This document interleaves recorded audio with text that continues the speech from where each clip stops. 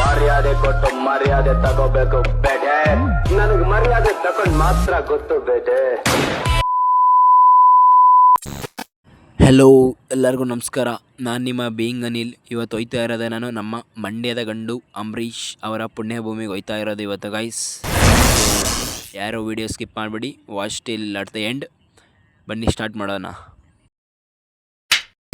ಚಲಿಯೇ ಶುರು ಕರ್ತೆ ಹೇ. ನಮ್ಮ ಜನಪ್ರಿಯ ಆಗಿರುವ ಅಂಬರೀಷ್ ರವರು ಎಲ್ಲಿ ಹುಟ್ಟಿದ್ದು ಅಂತ ಗೊತ್ತಾ ನಿಮಗೆ? ಇವರು ಹುಟ್ಟಿದ್ದು ಮಂಡ್ಯ ಜಿಲ್ಲೆಯ ಮಳವಳ್ಳಿ ತಾಲೂಕಿನ ದೊಡ್ಡ ಅರಸಿನಕೆರೆಯಲ್ಲಿ ಹುಡ್ತಾರೆ. ಮತ್ತು ಡೇಟ್ ಬಂದ್ಬಿಟ್ಟು ಜುಲೈ 29, 1952ರಲ್ಲಿ ಹುಡ್ತಾರೆ ಇವರು. ತಂದೆ ಬಂದ್ಬಿಟ್ಟು ಹುಚ್ಚೇಗೌಡ, ತಾಯಿ ಬಂದ್ಬಿಟ್ಟು ಪದ್ಮಮ್ಮ.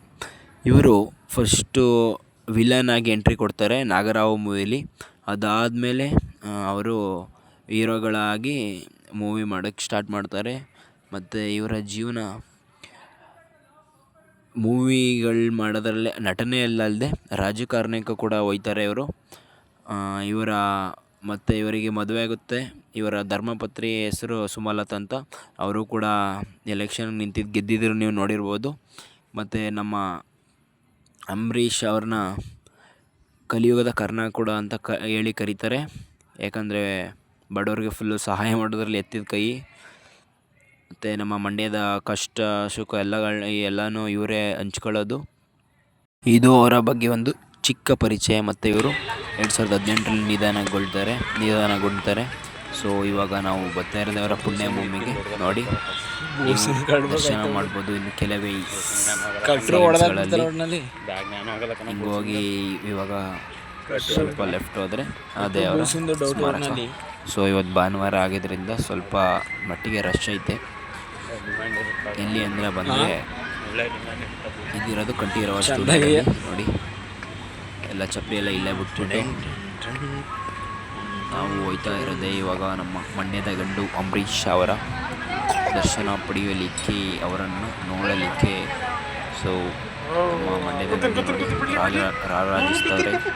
ಮಂಡ್ಯದ ಗಂಡು ಟಿಟ್ಟಾರ ಮುತ್ತಿನ ಚೆಂಡು ಟಿಟ್ಟಾರ ನಮ್ಮೂರ ಬಂದು ಮರಿಯ ಈ ಕನ್ನಡ ಮಣ್ಣನ್ನು ಮರಿಬೇಡ ಓ ಅಭಿಮಾನ. ಮತ್ತು ಅವರ ಪುಣ್ಯಭೂಮಿ ನೋಡ್ಕೊಂಡು ಈ ಕಡೆ ಬರೋದಾದರೆ ಅಲ್ಲೊಂದು ದೊಡ್ಡದು ಸ್ಟ್ಯಾಚು ನಿಲ್ಸೋಲ್ಲ ಅವ್ರದ್ದು. ಮತ್ತು ಇಲ್ಲೆಲ್ಲ ಗಾರ್ಡನ್ ಥರ ಐತೆ, ಚೆನ್ನಾಗೈತೆ ಒಟ್ಟಿನಲ್ಲಿ. ಸೊ ನಾನು ಹೇಳೋದಿಷ್ಟೇ, ಯಾರ್ಯಾರು ಇನ್ನೂ ವಿಸಿಟ್ ಮಾಡಿಲ್ಲ ದಯವಿಟ್ಟು ವಿಸಿಟ್ ಮಾಡಿ. ಪಕ್ಕದಲ್ಲೇ ನಮ್ಮ ರಾಜ್ಕುಮಾರ್ ಸ್ಮಾರಕ ಕೂಡ ಇದೆ, ನೋಡ್ಬೋದು ನೀವು ಅದನ್ನೂ. ಆಲ್ರೆಡಿ ವಿಡಿಯೋ ನಾನು ಮಾಡಾಕಿದ್ದೀನಿ. ಸೊ ನಮ್ಮ ಬ್ಲಾಗ್ ಹೇಗಿತ್ತು ಅಂತ ಕಮೆಂಟ್ ಮಾಡಿ. ಮತ್ತು ಚಾನಲ್ಗೆ ಯಾರು ಇನ್ನೂ ಸಬ್ಸ್ಕ್ರೈಬ್ ಆಗಿಲ್ಲ, ಪ್ಲೀಸ್ ಚಾನಲ್ಗೆ ಸಬ್ಸ್ಕ್ರೈಬ್ ಆಗಿ ಅಂತ ಹೇಳ್ತಾ ಈ ವಿಡಿಯೋನ ಇಲ್ಲಿಗೆ ಎಂಡ್ ಮಾಡ್ತಾಯಿದ್ದೀನಿ.